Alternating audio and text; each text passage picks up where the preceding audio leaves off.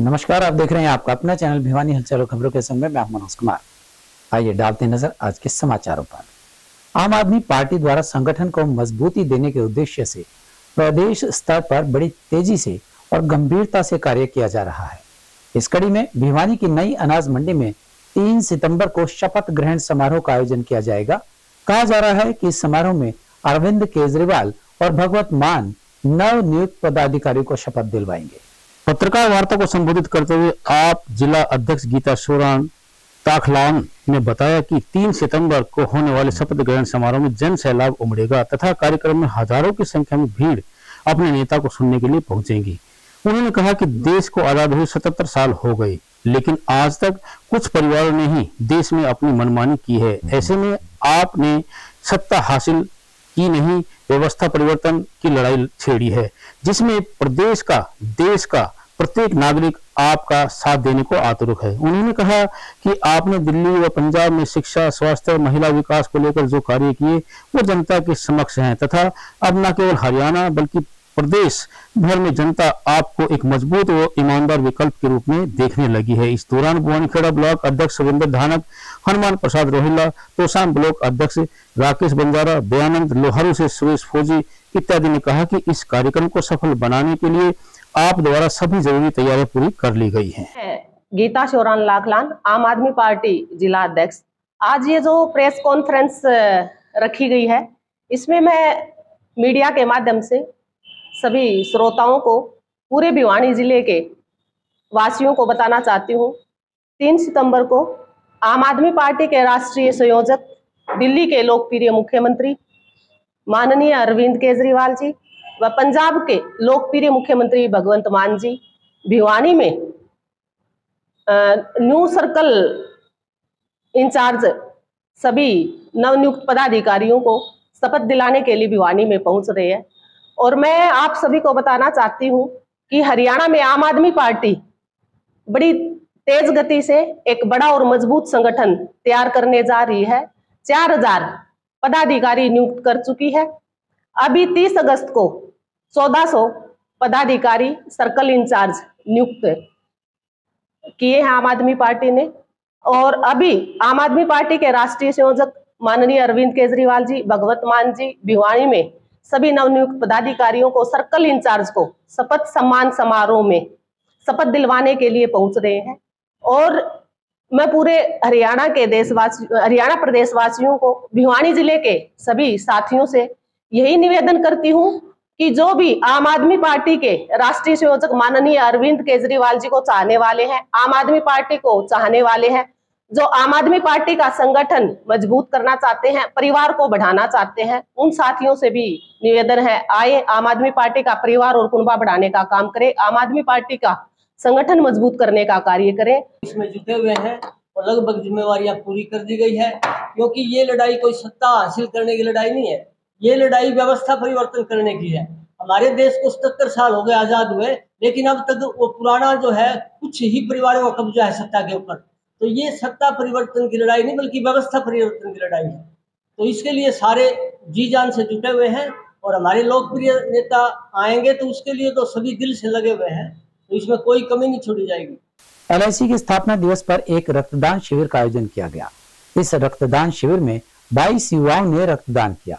इस अवसर पर शतक वीर रक्तदाता राजेश डुडेजा मुख्य अतिथि के रूप में पहुंचे और रक्तदाताओं को बैज लगाकर सम्मानित किया। उन्होंने कहा कि प्रत्येक व्यक्ति को कम से कम 3 महीने में एक बार रक्तदान अवश्य करना चाहिए।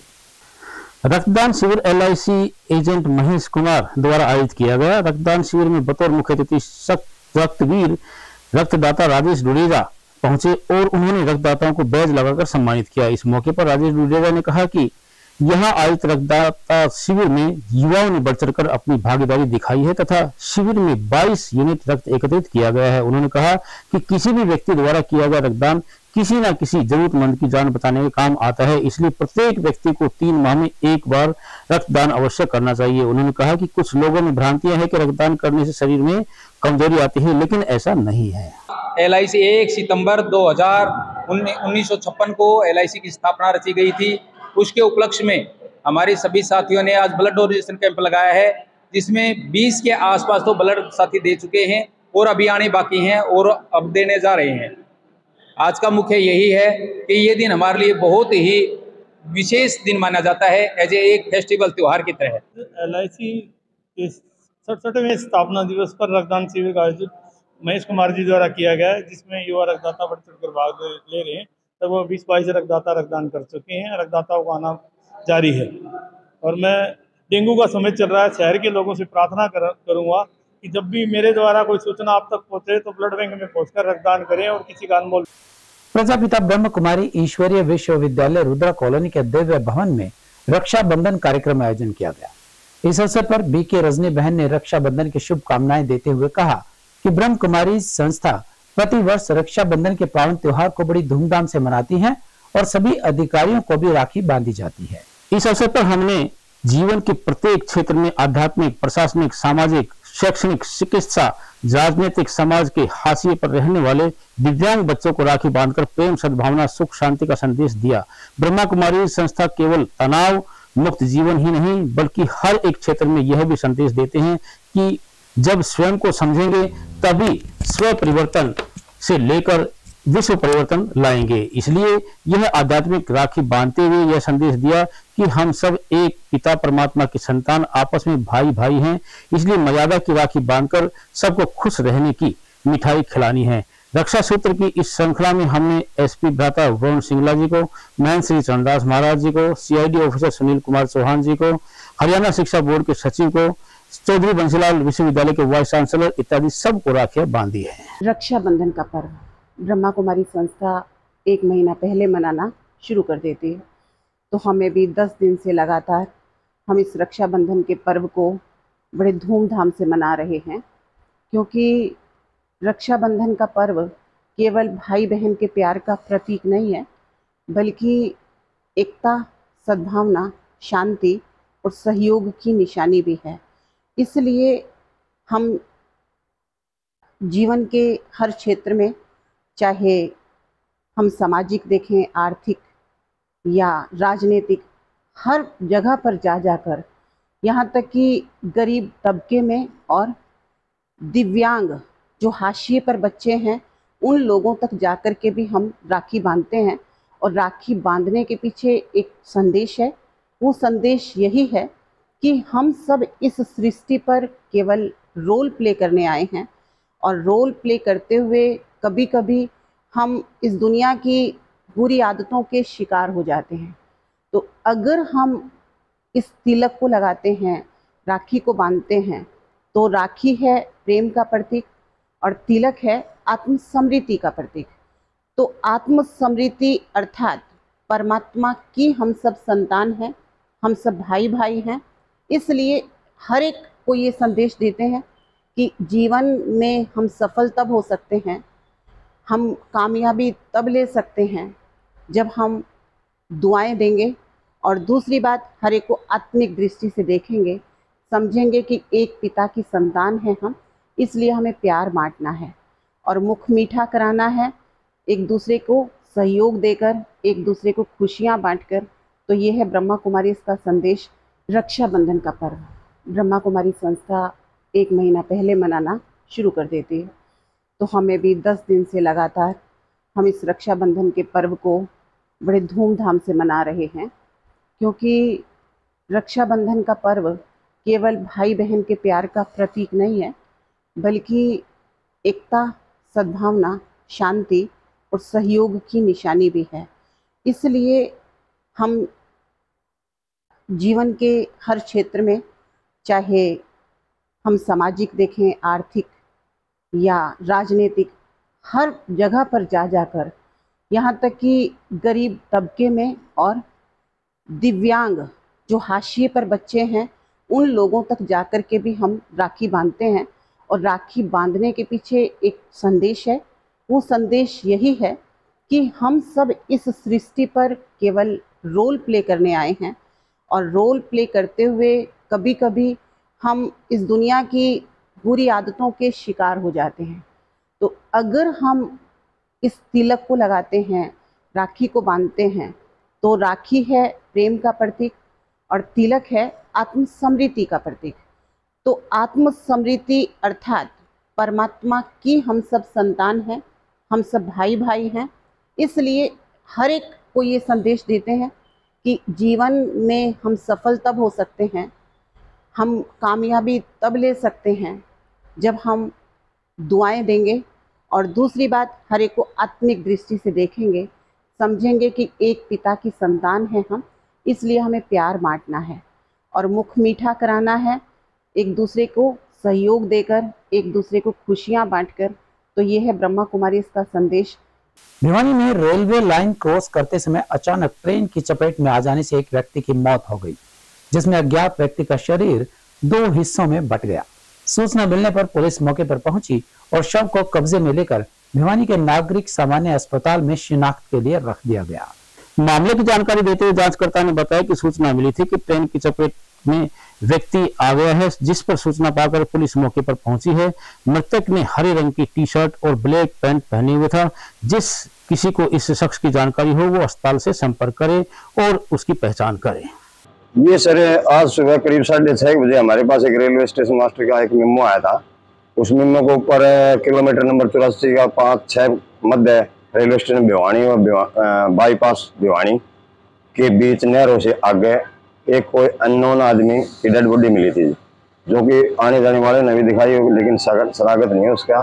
देखने वाले ये बता रहे थे कि कोई बोतल बातल चुगने वाला आदमी है, और उसकी कार्रवाई मौके पर जाकर के 173 CRPC के अमल में लाई।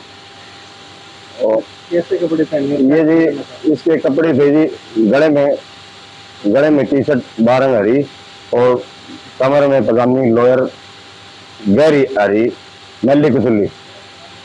करीब उम्र बता रहे थे कि 42-43 साल होगी।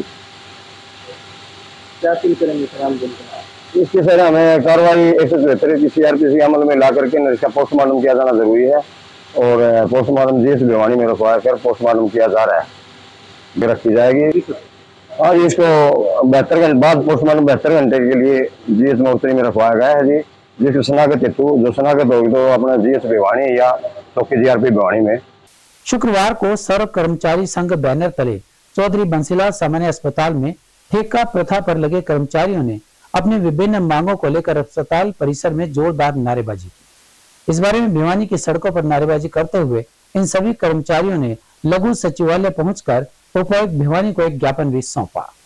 इस मौके पर स्वास्थ्य कर्मियों के समर्थन में उतरे सर्व कर्मचारी संघ और बिजली कर्मचारियों ने एक सुर में कहा कि 6 सूत्रीय मांगों को लेकर आज कर्मचारी प्रदर्शन कर रहे हैं। उनकी मांगे हैं कि वेतन में बढ़ोतरी हो, क्योंकि महंगाई भी चरम सीमा पर है। इसके साथ ही उन्होंने बताया कि कौशल विकास रोजगार निगम के तहत उन्हें 13,000 रुपए वेतनमान दिया जा रहा है, जबकि 21,000 रुपए के लगभग उनका वेतनमान है। इसके चलते उनके राशन कार्ड भी कट चुके हैं। उन्होंने मांग की है कि जॉब की गारंटी दी जाए, वेतन में बढ़ोतरी हो, काटा गया PF दिया जाए और कर्मचारियों को अन्य सुविधाएं दी जाए। इन मांगों को लेकर प्रदर्शन किया गया है। उन्होंने कहा कि यदि सरकार उनकी मांगे नहीं मानती है तो आगामी चुनाव के मद्देनजर गांव-गांव जन-जन को जोड़कर एक बड़ा जन आंदोलन स्वास्थ्य कर्मचारी करेंगे, जिसकी जिम्मेदारी स्वयं सरकार की होगी। ये जो आज का जो प्रोग्राम है हमारा, जो ये प्रदर्शन है, हम जो सरकार को ज्ञापन देंगे DC साहब के माध्यम से, इस ज्ञापन में हम सरकार को ये चेताते हैं कि सरकार या तो हमारी मांगे मान ले, नहीं आने वाले समय में स्वास्थ्य कर्मचारी सड़क पर उतरने पर मजबूर होगा। और सरकार की जो गलत नीतियां हैं वो तो सबको पता है, सब कर्मचारियों को पता है। हमारी जो फैमिली ID में इनकम 21,366 दिखा रखी है, उसके कारण हमारे BPL कार्ड काट दिए गए सभी कर्मचारियों के। हमारे को सैलरी देते हैं 13,500 रुपये। ये हमारे साथ गलत काम कर रखा है सरकार ने। उसके आधार पे हमारे सबके BPL कार्ड कट गए। अगर सरकार जल्द से जल्द हमारी मांगे नहीं मानेंगी तो हम सर्व कर्मचारी संघ के बैनर के नीचे आके हम एक बड़ा आंदोलन की घोषणा करेंगे। मैं Lokesh all Haryana power corporation worker union का राज्य प्रधान। देखिए, स्वास्थ्य विभाग का जो आज का जो प्रोग्राम है, ऐसे ऐसे प्रोग्राम पूरे हरियाणा में हम कर रहे हैं। आज स्वास्थ्य विभाग का कर्मचारी सिर्फ एक मांग को लेकर अपना आंदोलन कर रहा है कि 3 साल से एक भी पैसा नहीं बढ़ाया गया। लगातार महंगाई बढ़ रही है और पैसे बढ़ नहीं रहे। पहले जब DC रेट मिलता था तब 3-4 हजार रुपये पर साल बढ़ते थे, लेकिन जब से SKRN आया है तब से एक भी रुपया कच्चे कर्मचारी का नहीं बढ़ा है। मैं Ashok Goyat, ASPC worker union संबंधित सर्व कर्मचारी संघ बिजली बोर्ड मैं सिटी यूनिट प्रधान। आज जो स्वास्थ्य विभाग का 6 सूत्रीय मांग पत्र है, जो इनकी जायज़ मांगे हैं, उनका समर्थन करने के लिए हम यहाँ आए हैं और सरकार को ये चेताना चाहते हैं कि हर विभाग के कच्चे कर्मचारी, एक ले स्वास्थ्य विभाग के नहीं, हमारा सर्व कर्मचारी संघ के से रिलेटेड जो 104 यूनियनें हैं, वह तमाम इन सभी साथियों का समर्थन करती हैं, जायज़ मांगों का समर्थन करती है और सरकार को चेताना चाहते हैं, या तो इनकी जायज़ मांगे मान ले, नहीं तो पहले की सरकारों की तरह हम इन्हें भी बाहर का रास्ता दें। 2 दिन पहले जूही नहर में नहाने उतरे 2 युवकों की डूबने के कारण मौत के मामले में भिवानी पुलिस द्वारा गोताखोरों की मदद से दूसरे युवक की लाश को भी ढूंढ निकाला गया है।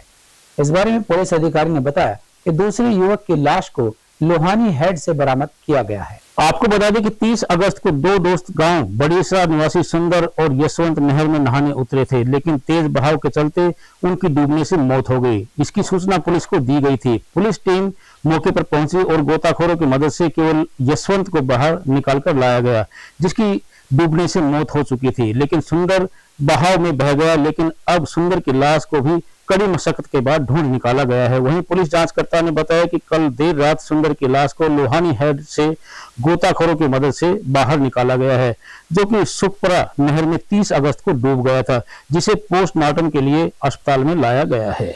मामला ये था, 30 तारीख को हमारे पास सूचना मिली थी हमें सुखपुरा से, गांव सुखपुरा नहर के पास से 2 लड़के, ये यशवंत पुत्र रामफल और सुंदर पुत्र संतराम नहर में डूब चुके हैं और मौके पे पहुंचे हैं। तो हम उस सूचना पर वहाँ पर ERV गई थी, ERV फिर हम वहाँ पर पहुंचे तो गांव वालों ने और गोताखोरों ने यशवंत को निकाल लिया।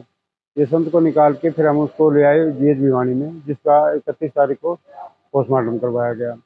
और सुंदर के बारे में गोताखोर सभी लगे रहे, तो कल शाम तक नहीं मिले। रात को 11 बजे ये लोहानी हेड पे सुंदर की लाश मिली, तो उसको वहां से ले आकर GH भिवानी में पोस्टमार्टम। हमारे संग में बस इतना ही। अगले के लिए देखते रहेगा आपका अपना चैनल भिवानी हलचल।